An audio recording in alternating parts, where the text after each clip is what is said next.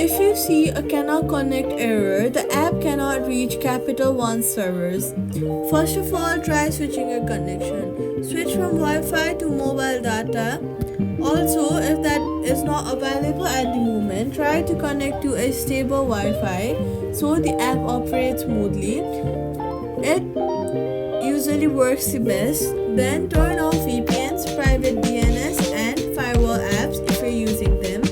After that, toggle the airplane mode on for about 10 to 15 seconds before turning it off.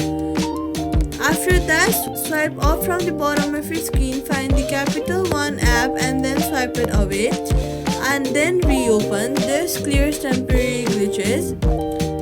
If the error continues, Capital One may be experiencing temporary server issues, so try again later after a few minutes or log in through a browser. Open Safari, search for capital1.com and then try logging in from here instead, and that's it.